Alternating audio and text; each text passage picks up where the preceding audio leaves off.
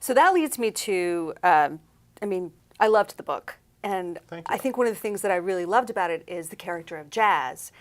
And he's such a fascinating character. He's so conflicted and kind of keeps you, as the audience, really, really guessing.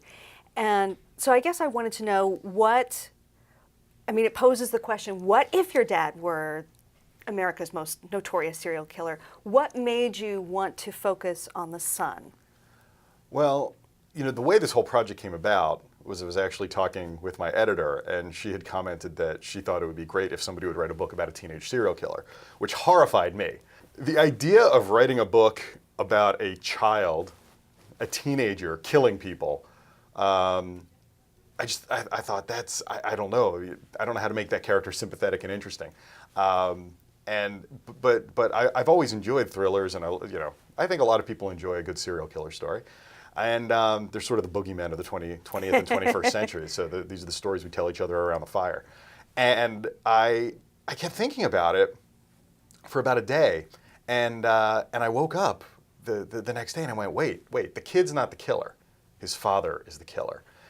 And once that occurred to me, I realized there was a lot of fertile ground there to play with and some really cool ideas because a lot of young adult fiction is about relationships with parents.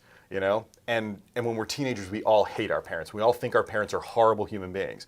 But what if, actually, objectively, your parent was, the worst human being alive, And I thought, well, that's kind of cool to play with. I like that idea of what if your parent really was a horrible person? And on top of that, then I looked at it from the parent point of view, and, your parents, they always want the best for you, and they want you to grow up to be like them. And I thought, well, this guy's a serial killer, and he wants his kid to grow up to be like him. And as soon family values. Yes, family values. And once all of that gelled for me, this whole big story just occurred to me about parental relationships and murder and growing up to disappoint your parents and growing up to make your parents proud and what parents do for their kids. And I realized that you could sort of look at the entire family dynamic through this really just beeped up lens, and it would be really cool. And I had to do it at that point.